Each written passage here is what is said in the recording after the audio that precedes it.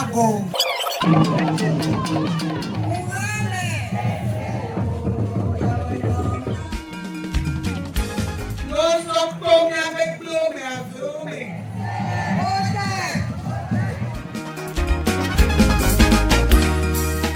Gloire à nos divinités, gloire à nos ancêtres méritants.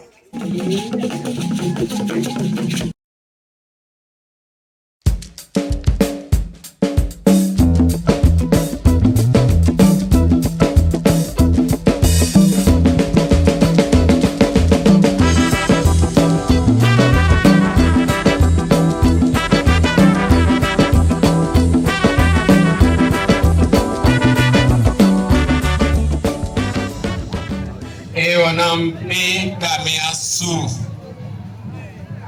Injili Jo donc sous les mots Ayalepo Konwa et la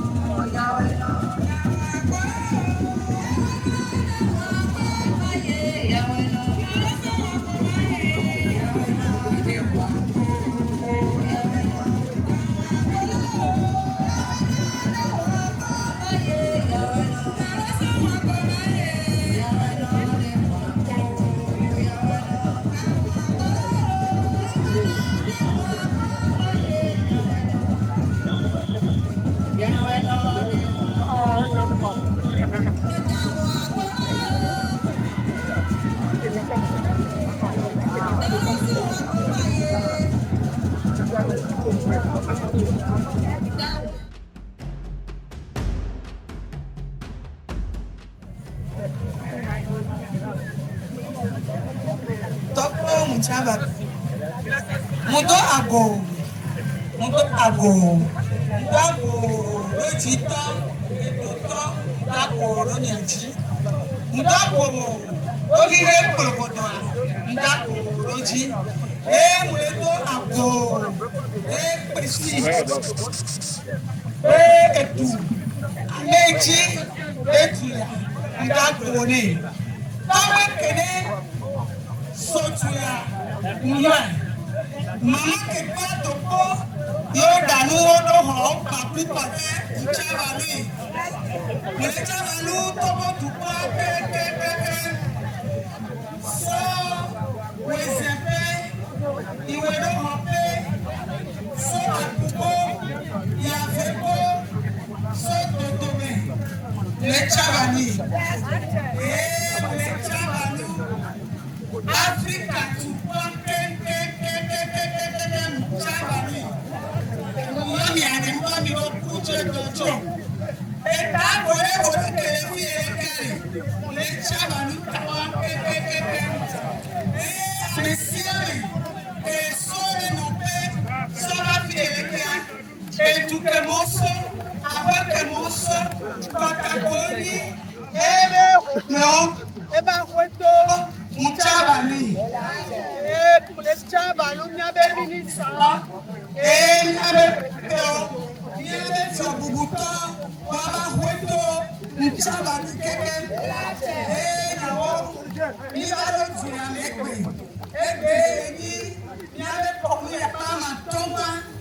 mi barkia, mi le do gareko, mi do fioreko, e baneji, e hareji, e le pode, e todo, mama, yakonanu, yati do ketonti, ketonu, ketonu, e tovini, novini, klosani, mutomi, e doni, asini, ketoni pepe, e la monere, tomi pamaso, noki pamaso, togo, yani abahaya,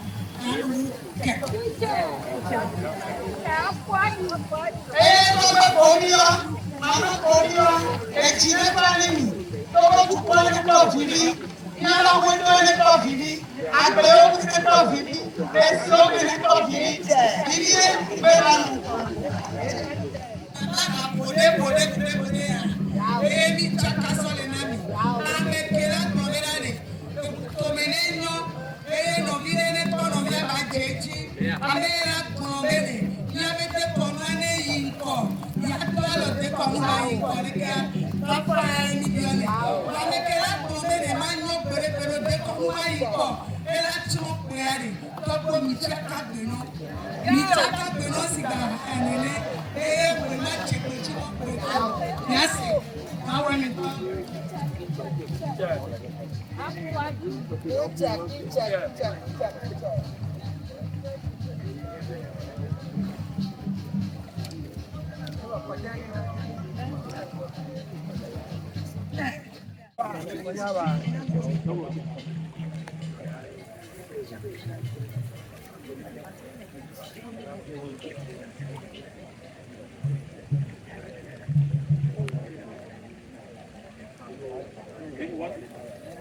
Ako chabe ganyebe ni me kaname mana shi opa na opa bo ma wulo po won do po sipo ko ja man che won pa fa ta ja na po ka ko jo won cha opa bi won che gibi won che tufo bi won che so bi won che so bi won che so wali won che tamase ni na ka so amase be ni pa ku ade na de po wo ni be kaname won pa je fa ni ja na omobo akẹgbẹ́jẹ́ bí jí ọkọ̀ ọ̀dà fọ́sà wọ́n jẹ́ àdúgbò sáà ṣùgbọ́n ẹ̀ka tó máa bẹ́ fàájẹ́ máa ṣọ́lé ní máa yànù láti olùmọ̀ ẹ̀sán káì náà bẹ̀kẹ́ kúrò máa bí káà ń dẹ̀ sàfẹ́ ẹ̀ṣkọ́nẹ̀l mẹ́nẹ̀gbùnẹ̀ tó àlẹ́ wọn ní yóò náà lọlé àyọ̀mísì kẹ̀kẹ́ ẹ̀kú àgbà kùsù fẹ́ẹ̀nà áfíríkà kùsù fẹ́ẹ̀nà kọ́ni wọ́n dùnmọ̀ sí wọ́n tún ọ̀kẹ́ káfọ́ ọ̀kẹ́ jẹ́numọ̀ yìí wọ́n gbẹ́dẹ̀ wọ́n jẹ́numọ̀ yìí wọ́n jẹ́ wọ́n wá yìí wọ́n jẹ́ ní mẹ́kẹ́ni ọmọ yìí mẹ́rẹ́ bàbí ẹ̀ fẹ́ẹ́ amẹ́ hamọ́ ẹ̀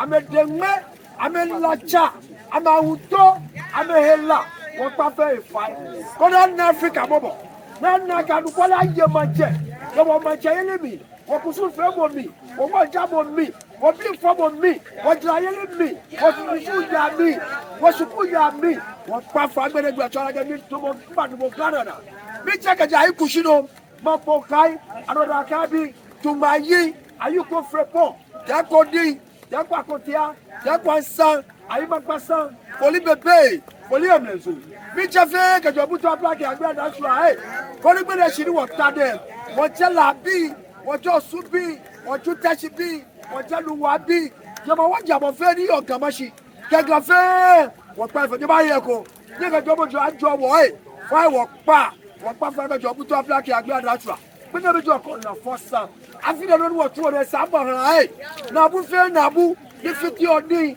ade safo de sa ni fiti odi me na kwa ma so ni bleku akoma me kwa de bu ni ka chi wota na ko ni pa fa ni me ke na ba gba ro ba nya ba nous même dans ce temps-là nous avons fait dans les ancêtres nous avons fait ça qui besoin ça qui a glo ça qui a les glo ça qui a les vents ça qui a les diffés, ça qui a les bois, ça qui a les terres. Nous avons fait pour les 4 éléments, pour ces entités-là.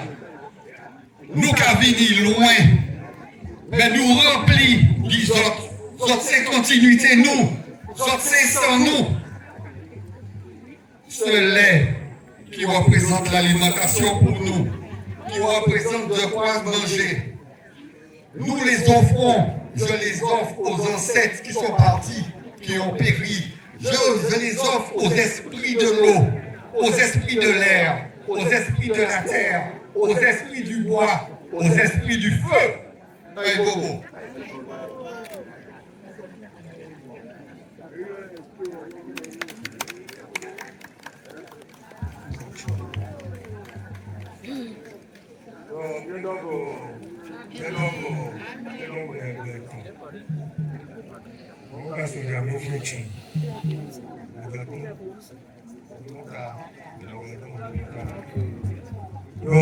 Nyani bana Togo mawo kata nyani bana Togo amara ko kajo ikof nyani bana Ghana mawo Ghana marako nyani bana Benin mawo Benin marako nyani bana Nigeria mawo Nigeria marako kata moya kofo acho bora shara baba fia ko yabli baro mama wo oko kwa kojo idu dabara bana ba fomi yeyo me to biga akaba be me cho ma ju ko yeyo adu bara malimi ya dangbera yo wali ndu afo malimi ya dangbera yeyo ta blessé me le ciel quoi jawo ko ma yeyo mama fona yeyo akila de ale ko abatu ko pa di jeme chu mata do manu le kamoroso yeyo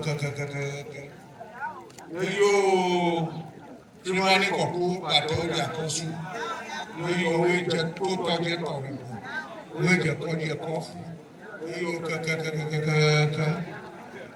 yeyo nyato yo coaching to pami coaching na kemi apamu miga ga apamu to bla coaching na te kosu ga coaching to bla apamu te de na yo yo to na ho me yo panga mono di va pra di va buta yo mi ka tanga di aganya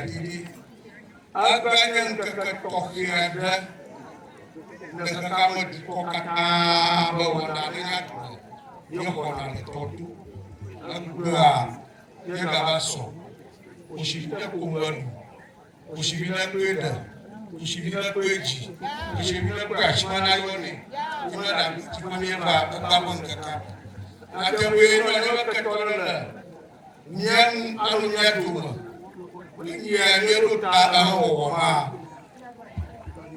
matofo to chana to akana tongera ni onya tepe wona kata ni soka wo ma kape bona ne ka ti ne dia kama na ko ka kana to gaga yalo kata ko jowa no ma yenye mtu tokora ke no mtu tokora ko tabaraba yapu nyano iga anya shimono la nani Allah wa nala shi akwai na ga kudi ne ba nyano kochi akwai ko yele ne ka ko ya kai emi wa ke tu helu ko na na tabe chibo ya lo agbato mo wo mo pe na nyama ngo agbabalia nyama no bo to me ko ga ku nyata ida kai Atolia yeye kwa dunia kwaka. Nanyanga tu kata Mungu kata Mungu. Ongasi. Ndio. Hapo chapa ni. Hapo kato kata mbio kata nyewe tukrao Senegal nyama. Chapa mara ni jari. Et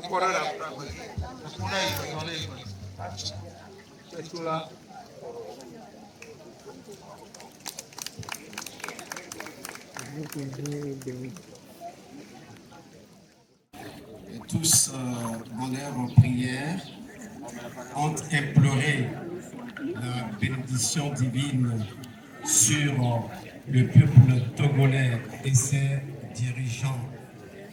Ils ont demandé la paix au Togo, la paix en Afrique et la paix dans le monde. Nos frères et sœurs haïtiens et martiniquais.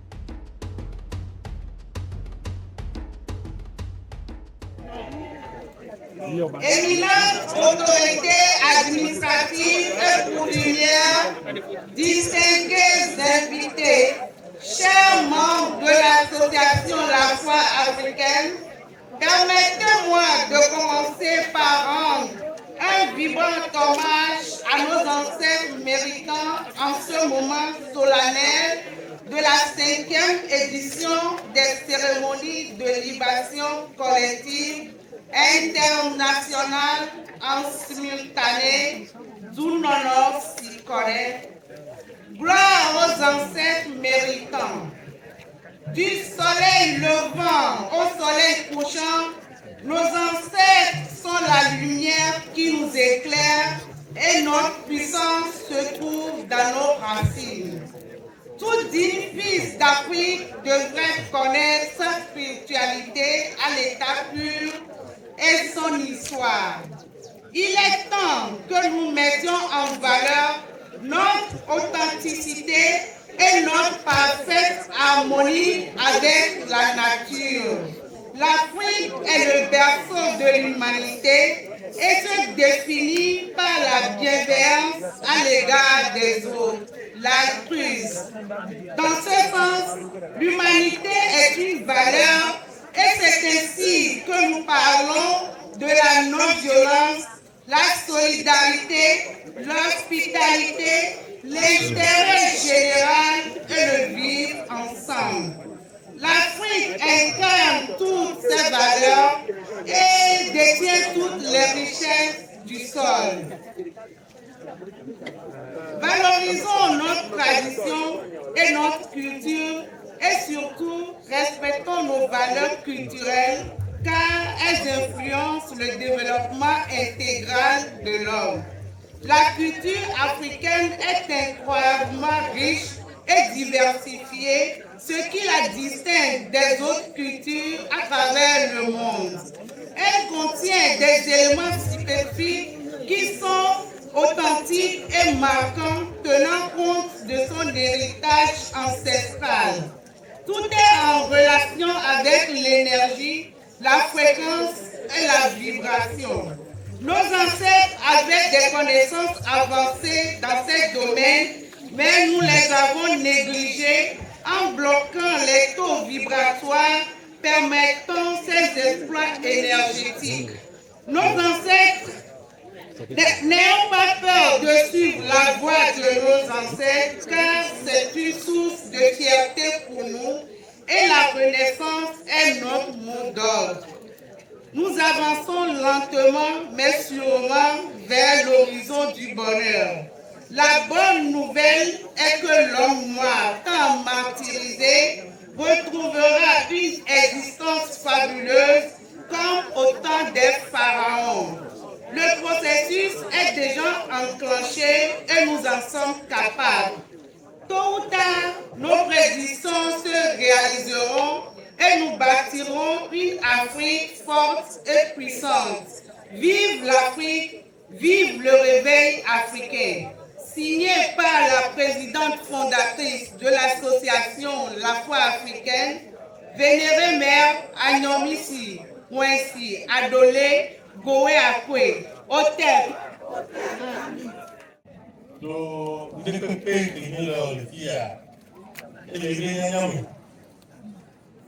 Kɔlima edzi gã ɖe dza ɖe ŋu dzeke ya ehe fafa va vali mía be kɔnuwo me le Afrika ne mi dza wɔ ŋɖe ne mi ɖo ɖoɖo ɖe ne si be dza kɔa egɔme be yadzra si tu dagbe eya ɖoto asɔ ɖo ɖa mi wo donc ŋɖe kpekpe ke mi le fi ye kea. Ede blibo ede ɖotoa gbɔ dzadzra kɔ ɖo dzi o si tu ɖeɖe kpe la nyi o papa ɖeɖe kpe la nyi o ye gbegɔa dzi ma ta kpe ne mianɔ go akpe adole ma ta kpe ne fike susu ya so ne be ba bɔ mi ba nɔ bɔ Afrika viwo ba nɔ bɔ nyabe mianɔviwo ko etsi ablɔtsi me wakpata ba yɔ wakpata ba bɔ ɖo dekɔnu ya tia le takpe ne le biɔ mawu be si tu ne epe ne dze pe dzi ne eda ne ba fu ne titititi ye leke be kɔnua ba nɔ anyi sɔ yi ɖaa ba nɔ anyi sɔ yi ɖaa ŋgbatsi mɔdzi o epe sia pe mianɔ bɔ. Yaro wɛ leke ya ye ŋgbale ta kpe ne ame ko so togo be du ya se tɔgbewo kekekeke so kaka senkase kaka ba tɔ aƒoa miatɔgbewo ko wɔ avu ko tra avu ye mi ba kpɔ fafa egbea mi le ta kpe nɔ mi le biɔ be fi ko lea de miabe yadzra ne tuwo. Ye wacha wano mianti ye nuke mi le ya one kudome one bokora fogome na mi one tusi roji ne mi akpɔ dagbere togoa mi le takpe ye mi le takpe ne togo be dukplɔla gãtɔ mi le takpe ne ye mi le takpe ne be ŋti me wo keke leke le kplɔ mi le fafa me le dagbe me leke wo de mɔ ye mi te le do kɔ kɔnu wɔwɔ mi le do vivi wanti mi trɔ le fɔn o ne pe ɖo miati miaga fɔn sɔwu nenea mi biɔ lãmesẽ nɔ mi biɔ ŋkɔyiyi nɔ mi biɔ dagbe mi biɔ situme ne Togo dukɔ kpata lo. Comme mon prédécesseur, monsieur le préfet des Lacs, ne veut pas nommer les autorités qui sont ici, mais permettez-moi de nommer quelques-unes seulement. Apétor Asiakole, Messa Asiakole, 5, chef canton d'Agodrafort. 6 plutôt, excusez-moi. Chef canton d'Agodrafort, Tokwi Amendi, chef du village de Tokwi Amendi 5, chef du village de Pessi. Vénéré maire Adonné Ayomisi, Moinsi, Goué Akoué, président de l'association Foi africaine. Vénéré chef traditionnel, vénéré prêtre traditionnel, les adeptes du culte traditionnel, je vous dis merci. C'est un homme heureux et avec une grande fierté que je représente ici le ministre de la Culture et du Tourisme, le docteur Kossi Lamadouké empêché. Je voudrais d'abord rendre grâce à nos ancêtres qui nous ont permis de nous réunir ici, tout en joie, pour nous souvenir de nos spiritualités et pour nous réveiller sur nos pratiques ancestrales. Je voudrais ensuite témoigner la reconnaissance du ministère de la Culture à l'association Foi africaine, qui s'est levée comme un seul homme pour nous inviter à retourner à la spiritualité africaine. Et comme vous le savez, aucune nation ne s'est développée avec les traditions étrangères. Toutes les nations développées que nous citons aujourd'hui et qui constituent des références pour nous se sont développées à partir de leurs valeurs traditionnelles, à partir de leur spiritualité. Donc aujourd'hui, c'est une grande joie pour nous qui avons en charge de préserver la culture, nos cultures, de découvrir que progressivement, nous sommes en train de retourner à nos valeurs, à nos traditions. Et je vous assure, c'est ce qui va nous faire développer. Mesdames et messieurs, comme vous le savez, parmi les influences extérieures à nos sociétés avec la colonisation, ce qui nous est resté et que nous continuons de pratiquer, c'est la religion. C'est pour cela que nous sommes musulmans, nous sommes chrétiens.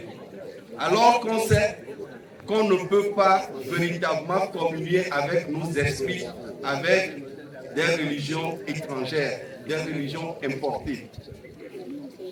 Aujourd'hui, nous encourageons la consommation locale. La consommation locale, c'est une consommation spirituelle également. Si nous ne consommons pas spirituellement nos propres valeurs, nous ne pouvons jamais nous développer. Donc c'est avec une grande joie que je suis parmi vous ici. Et des propos que nous pouvons faire, et nous pouvons nous dire et qu'on me dit, et nous que nous les disons, et nous que nous les disons, et nous que nous les disons, Togo joie, mi glorieux les miens, nous c'est mi glorieux les miens, avec bébé.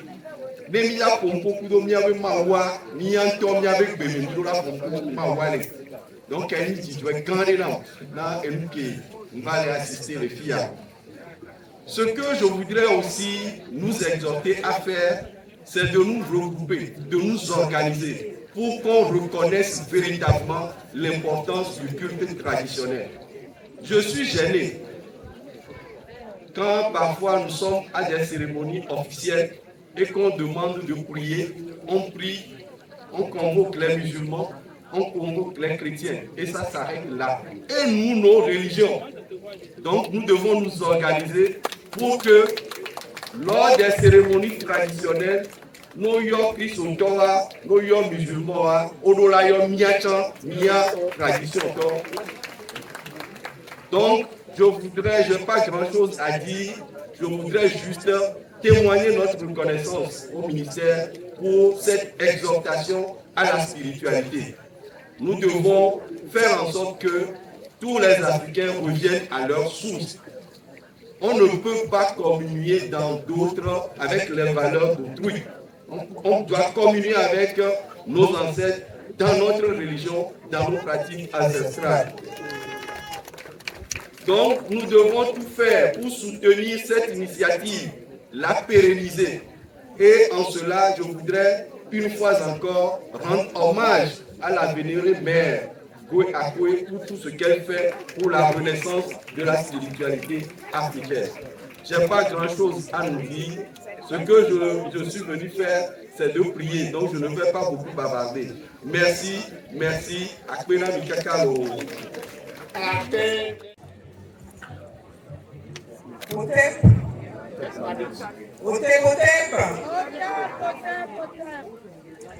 Aïe Bobo.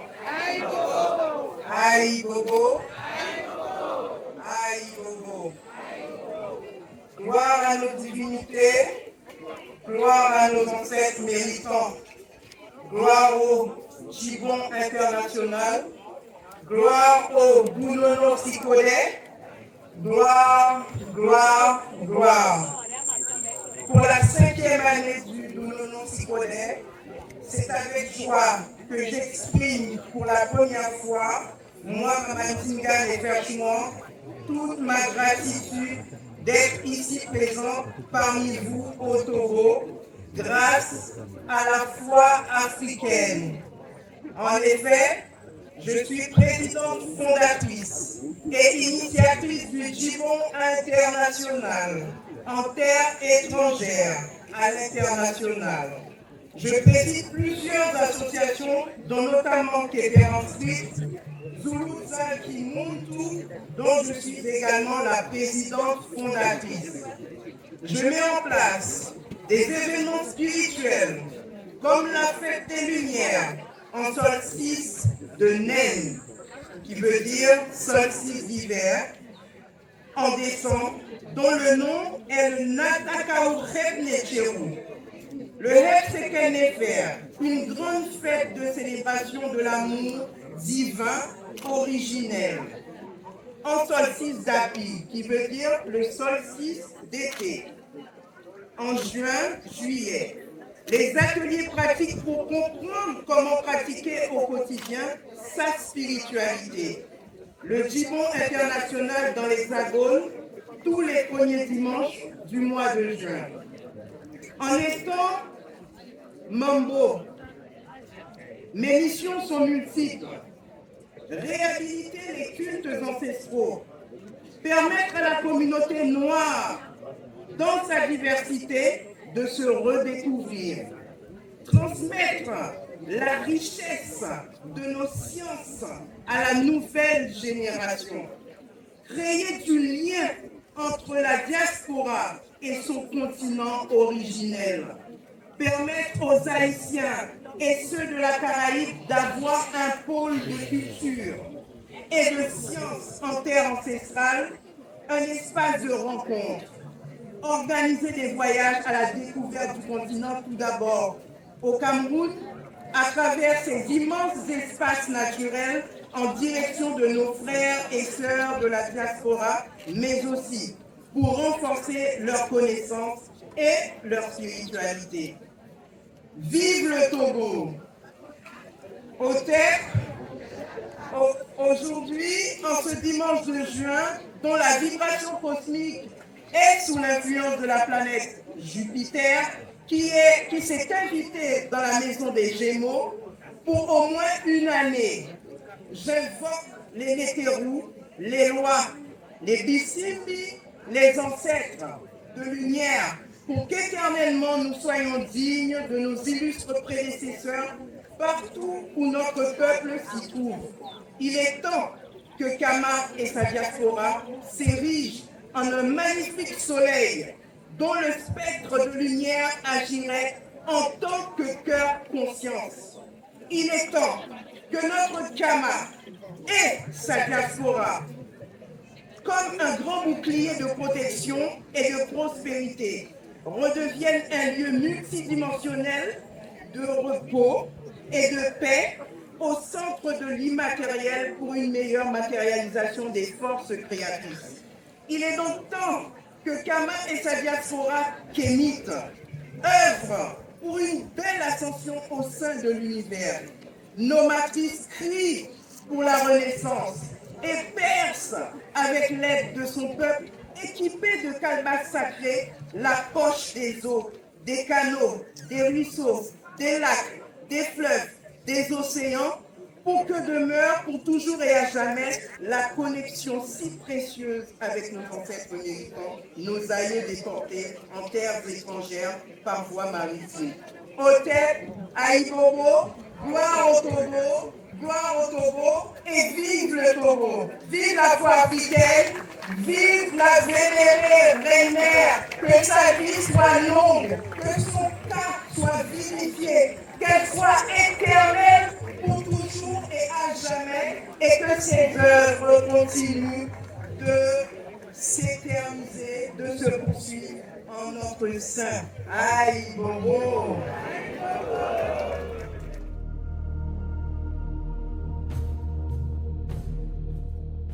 Etonyo, edonyo, poponyo, dadanyo, nobine musu, nobine nyonu. Ebinyo, nabiyobinyo, nagayobinyo, kasiyobinyo, mamayobinyo, amesiame, mleto akpe managronami, amelekpe mleto akpe managronami, ejirato, edorato. Obi otobedo, mamago, kasilobio, edeno popo kumako mi o kem eye mi le yo etawore ko le pia mi le yo wa to pe togbo wa mama abe ko pro yo so to mi abe klo me ave eye o so to e toji eye o ba pu o ro tepele to le ni ame pepele anu Mureyo lekebe togo keke Mureyo lekebe mama eye koto kepe go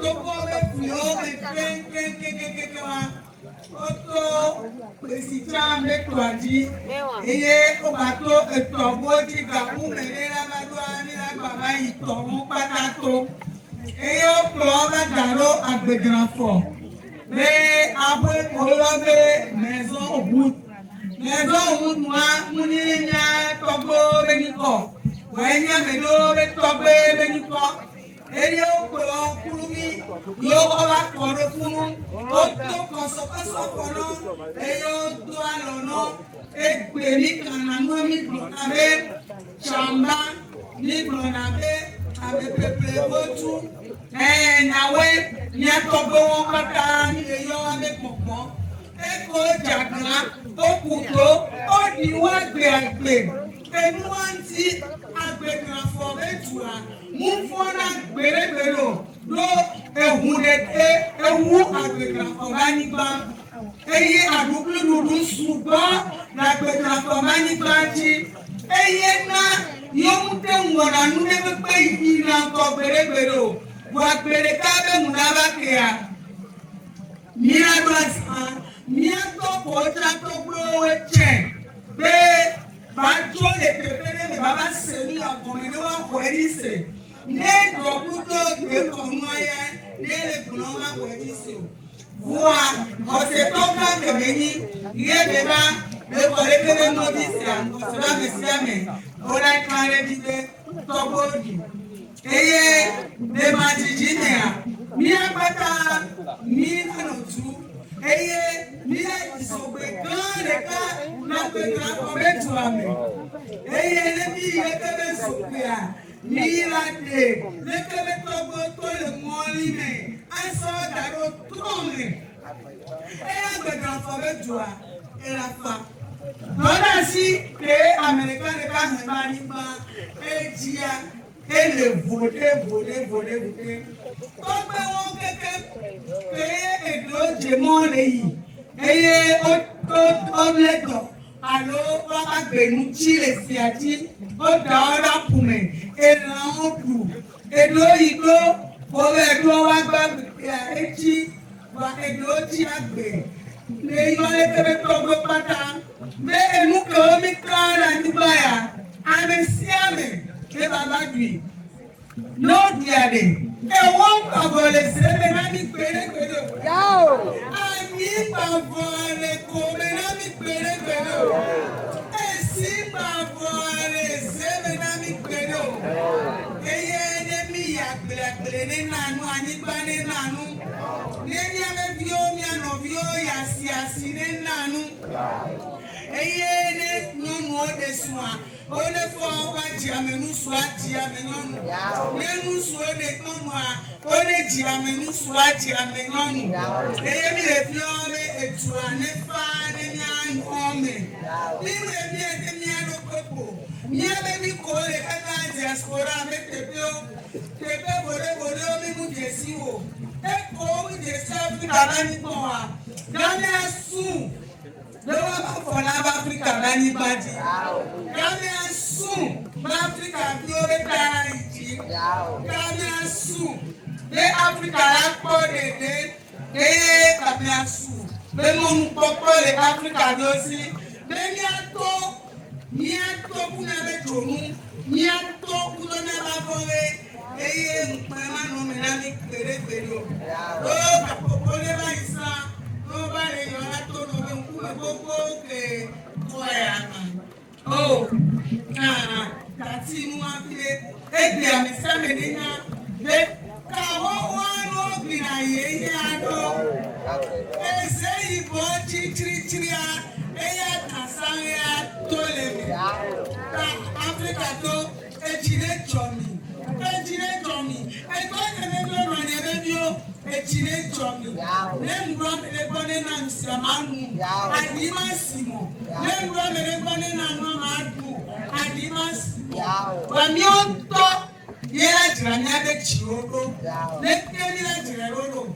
Nende banana nami keni susu bada ni ontona de kofi koyo so toira o ma po mo la peji ni mo no we de o we ve to a o ma ro bo de no bi o gbere o eye ne nde pepe la si o tani mu bada o ma se o no bi o re penti o ne ye ke de jua ni la doni e la ito e no ne be yo e to ne be yo ìpele tiẹ̀ èmi èmi kárin tọ́kọ ẹ̀ wọ́n pátá bá lọ bá bọ̀rọ̀ tù lọ́wọ́ àgbì lọ́wọ́ àgbàdúrà nání lọ́wọ́ nání pápá wọ́n nání làmẹ́sẹ̀ tíwá mani àmà tíwá mani àmà tíwá kiri àmà tíwá ẹgbẹ́ kọ́mẹ́. Ìdí báyìí àjàgbọ́ tọ́gbé àjàgbọ́ àdìka.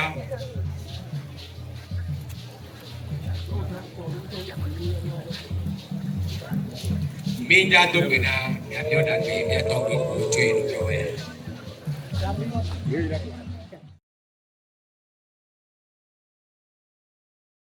Pour me poser pour me sinabe ne amene ba fie ye mo damage owa susu foye be he ba fie ma ko damele ba bebe il a dit dans sa prière tout à l'heure que moi nini nyame bi ba tie no damage ya bi la ko damage wale bi ba no damage owa damage just when am you Alors, mi de koko ame kole ngodo me on baba ko. Mi de koko mi ato ko le ngodo me on baba ko kingwe on kontola ikengwe. Mi de koko mi de probena bele kele mi asia ne mi subele ya. Ye mi o prayer rodia mi achi. Mi aso ya home. Ti daure Asian ya ni kuroti. Ya so tro rota mi tro rota wa kwa ya so daro gagba he ile furu ame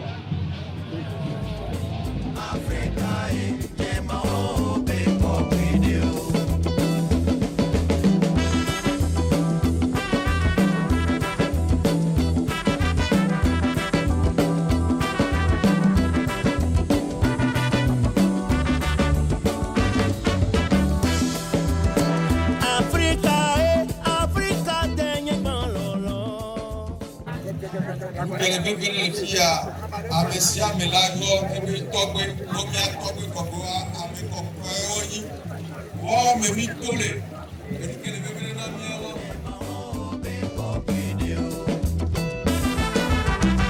Africa long yeah Africa mon amour berceau de l'humanité Afrique Mandela terre des Amazones terre des pharaons berceau des divinités, Oricha et Django. Je chanterai pour toi mes meilleures mélodies.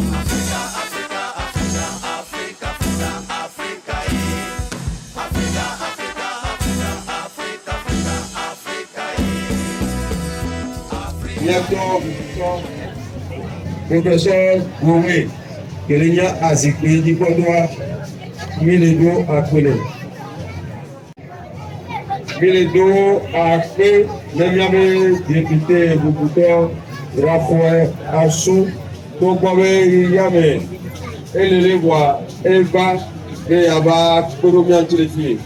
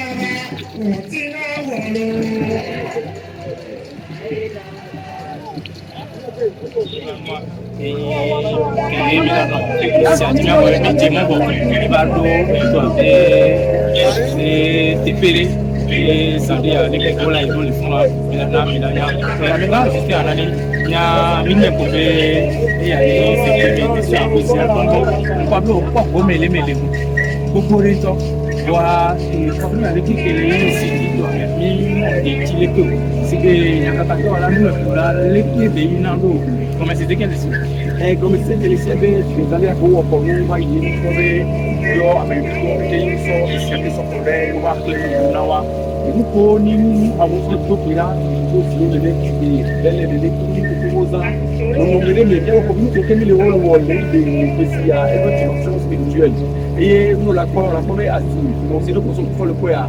Aziko le nom le toro et toi mais il y a pas de power et le nom et on s'est bien beaucoup on s'est mis comme le pronom mais autant de devenu bien on la quoi c'est une sont sur le corridor il a commencé Aziko à vous photo pour là et au kilo on va bien nous sur le on la mané session allo pas une de venir comme c'est une de comme c'est que c'est le pronom là donc c'est avec quoi on va nous aller à bien nous alors vous venir mais Agnomisi aussi, malgré le acte politique et le africain qui par exemple, les DKB associations, et pas toi, et à Modia, et Hawaii, on peut dire, et bien à mon côté, les DKB pour Modia, nous, il y a quand même eu un moyen de voir parce qu'on peut jouer. Et si tu es DKB pour moi, il y avait une crise ici à commencer ici. On a fait comme nous, les DKB de nous, et les DKB de nous, on a photo au top. Et nous avons d'autres compétitions, on a qu'à moi le dire, on l'a quoi, c'est qu'on s'en fout le point le corps examen, on le corps pas fait le meilleur, nous comptons les beaux domaines, mais là qu'on nous doit le dire. Et il y a si on se fait sur le corps. Nous pays et doctorat il est bon, nous pays doctorat il est bon.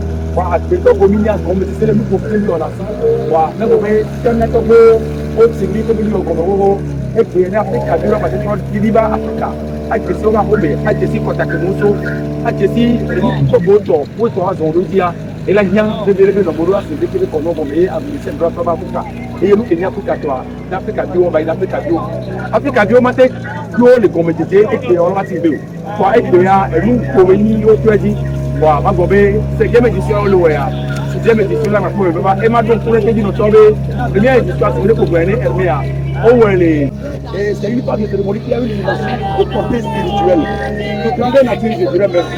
Donc, voilà ce qui se passe. Et nous avons, nous sommes dans tout notre période de la nous attendons en fait le chant, tout ce qui se déroule là.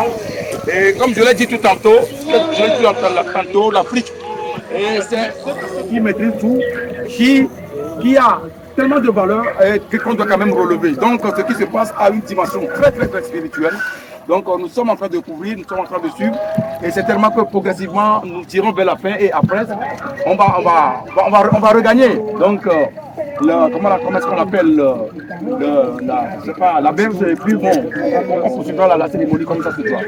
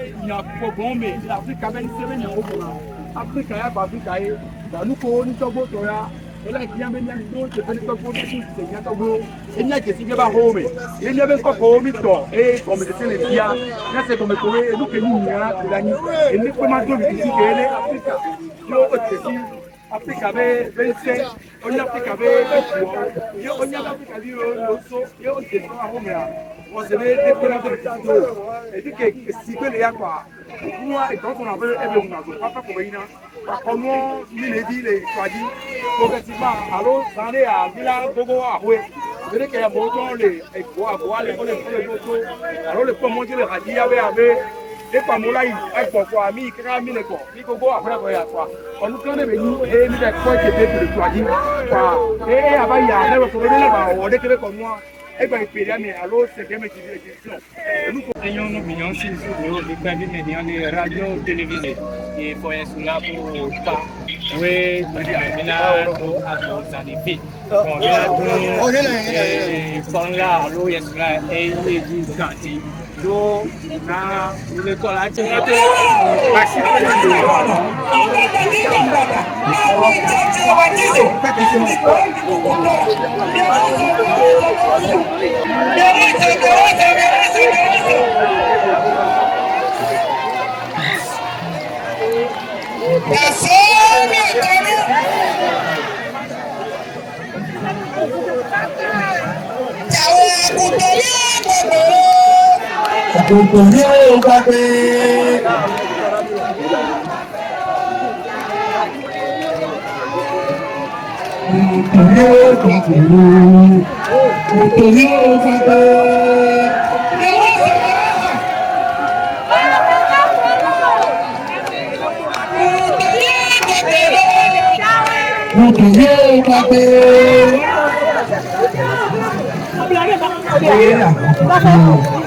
Non, c'est pour ça que je cherche la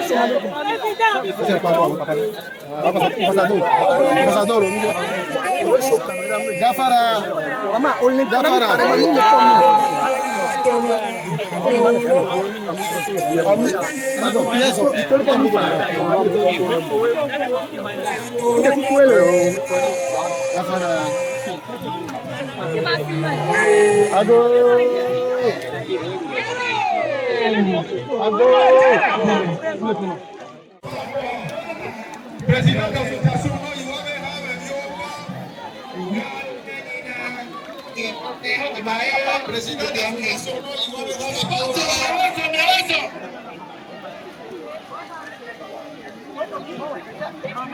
président d'association,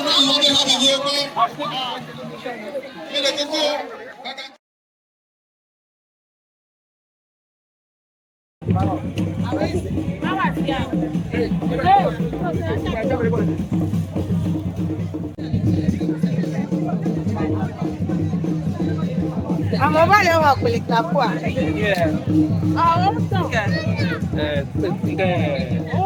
Vamos toke hao. Asuada me chave roha chave. Asuada me chave roha chave. Asuada eba je doni.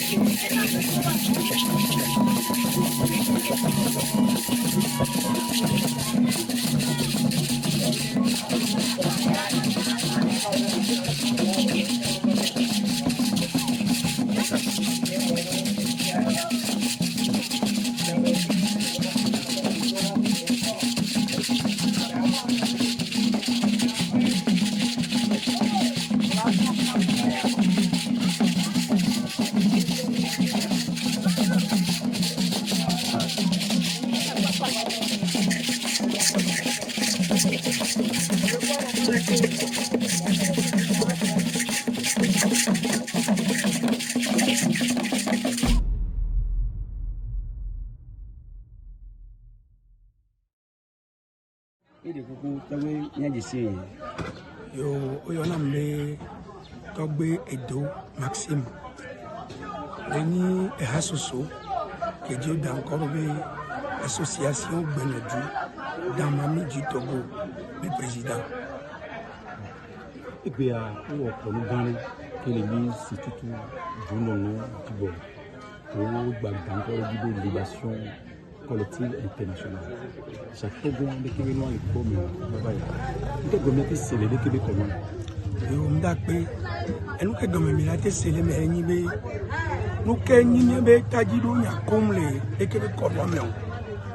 Et nous avons ya Togbe Kowe to Africa do ya Togbe Kowe l'Africa do te e gbemi ba ni wa Togbe yo vi wa ame ba jore na yin bayi e yo vo so mi Togbe o mi mama o so do ajo e ye o do no kosokoso sibere ki mi e plan la si mi anene ame ko ni kan yo gbebe o ma oro yo vo we sedi ka popo ano wa o wo ame ro ba gbeti me o di ame ro agbe agbe o so ame ro dangbera pume amero titome eyele kapopo ami Togbe oku ogun wa be pome to fagakea kamema vola Africa ni gbanji wa Togbe odo ko etesi bebea o poto le ji kaka egbe mi ba ni wa be jiji mebi o egbe be duna no si kore kemi wa nu ke ebe ni o iso duna nkure kebe Togbe oji emi kona sire no so biona ntifafa biona sosoke so wagbo bene ku oje batenyono na gbe me manyona mi o chango wa mi Togbe mi dona nku kona sire no Sobiona Abelumu BDD ne Zozoke Mono Yemi Baba Doji Be Miatobo Pefuan Bami Ba Doji Tolo Wabenu Seseme pour la médure Rosé Odo Yovo Kovado Funya Funya Miatoboa Mi Ba Provado et nous aucun nous promission de Chochome Ekbeke Mi Foin duno no si kora be comme ke mile wa iso do ku to gbe on le be so ke so wa gbo so le bi o ka tutu le bi o de na Africa patalo ya to gbo be kon be nyimba olo e to gbe vi de ke le ke be kono me ni Africa bio e vi de ke le ke be kono me e nyi be ke mio mi le vi vivia me bo vi o mi ni Africa bio mi mi to gbo mi hu ele la me na mi o bi nko e mi to o ba ho do me mi le gbe ne mi nyi ne pepe gbe awo die de ke be no joso emi ngoro be wa esi be mi ati ko so ken le gomena aya pola mu mi do atro mi be ken oji emi ati tro do nse bi ke mi don ku mi atogbo le emi le kosere na mi atogbo mi le be so ke so wa gbo e la na be mi le po katutu gane e tonu mbre na dio e na be ga ho do na lo emi atogbo ni nya o we to Africa ya nya o be hu le na me na mi o be nko le nya sia esi ke mi le corona wa Africa bi le pe ko ke be nya me ibo bi le dure ko dure e la po katutu yenu ko le gbe jomi ola banyo e di kemi atogbo le bi jomi enu ko gbe le nyanti ba yanu ya kemi wa soso ke ja to so menamia e la jemi ko tanyo agbero ro ibo be ja tongo be de ke si kore be juno no be ona ele wonu ngo be mi agba ko gba yi pere ami kemi le pere si la mi classe yo si be président de l'association nene e nya ke le asinya e ma gba ma sugbo wa e nya to wunu na mu ye enu ya kemi le wegbe ya emi do boy gbe amero fana kijo ba vi amero fana nublanyi ba vi si gbe mi anovi ne ba me ibo vi o ko we so gbedi e do ko ngbopo no gbegbe yo ba po de ni banji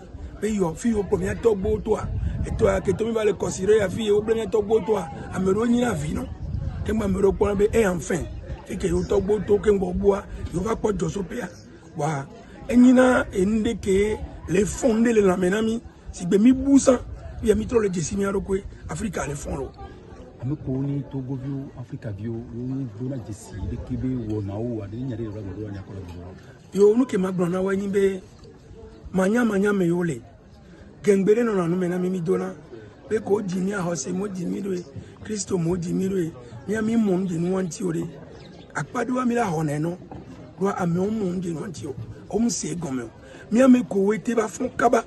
Imite mon gere kebe nyanti fifia mi wela jagbagba la de no agomena mi no vi poteo ne wa chan wa do Jesibe de ke mi amero mi buka ka egbe mi ba kero kentia ne wa chan wa tre Jesi wa be ken o ne wa Jesi ba ho do me pa mi la de koko no benu ya ke mi le wa unyi santa na benu enyo unyi foju benu enyo onyi male o onyi Kristo to o be togbe o ahodo ke mo to so togbe togbo mama o be konu mi ba lo ba ko sire na poda gbe a e ka tutu gane be nyina ya muni bole do gbere la fide wala wo fosa la fide wala ya mere bon ko nto ba gbona e va ne me pamila de kukuna mi no vi ko le bo be on est trop baba hoy e mi aja hoy ro to gbe edo mi da ko yo on tanda pe na mi. Vous avez relevé cet aspect-là de pouvoir consommer non seulement la culture nationale, la culture locale, mais l'obligation qu'il est de pouvoir arriver au développement en passant par ce que nous avons de traditionnel. Est-ce que vous ne pensez pas qu'il y a un petit conflit avec la modernité? Non, conflit de modernité, moi, aujourd'hui, ce débat doit être dépassé parce que nous avons d'un côté les choses de la modernité qui nous ont envahis avec les religions exogènes. Et ces religions exogènes sont devenues nos pratiques quotidiennes. Mais étant donné que le développement est une question d'abord spirituelle, on ne peut pas se développer sans revenir à la spiritualité africaine. Moi, je ne trouve pas de conflit entre la modernité et nos traditions. Nous allons prendre dans la modernité ce qui nous sied et nous allons continuer avec notre spiritualité. Me parler de conflit aujourd'hui entre la modernité et nos valeurs endogènes, je n'en trouve pas. Parce que les éléments de la culture moderne qui ne sont pas en conformité avec nos valeurs endogènes, on doit s'en passer et sauvegarder les valeurs de la modernité qui sont compatibles avec nos valeurs traditionnelles. Donc ce n'est qu'une question d'arrimage, une question de responsabilité spirituelle à l'égard de nos ancêtres. Alors dites-nous, on a beaucoup taxé nos spiritualités africaines d'être souvent au service du mal, de la malfaisance. Aujourd'hui, si on veut faire la promotion là, de nos spiritualités, est-ce qu'il ne faut pas mieux travailler sur la manière de polir nos spiritualités? Oui, on ne doit plus faire culte, nos pratiques spirituelles africaines comme on le faisait il y a 15 siècles, comme on le faisait il y a 20 siècles. Nous sommes au 21e siècle, les choses ont évolué. La spiritualité africaine doit s'adapter également à l'actualité de nos vécus quotidiens. Aujourd'hui, nous encourageons la spiritualité africaine parce que c'est cette spiritualité-là qui nous convient et qui nous permet de communier véritablement avec nos ancêtres.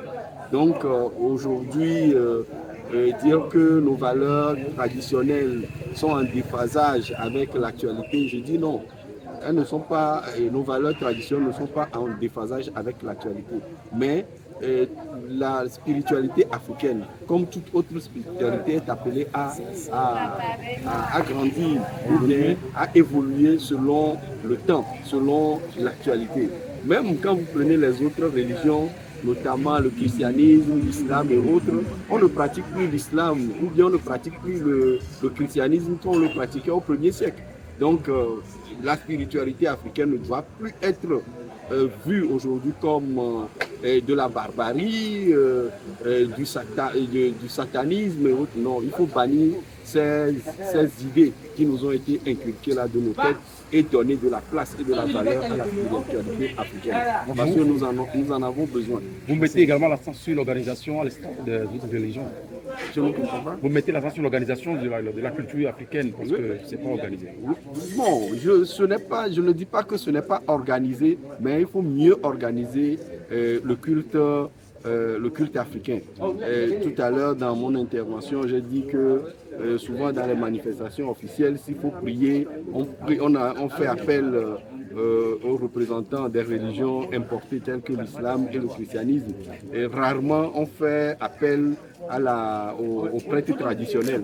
Donc je souhaiterais, à mon humble avis, qu'il faudrait plus d'organisation du côté de la spiritualité africaine pour lui donner une certaine représentativité qui va faire en sorte que lors des cérémonies officielles, on devra compter aussi avec les prières venant de la spiritualité africaine. Merci beaucoup à vous. Je vous en prie.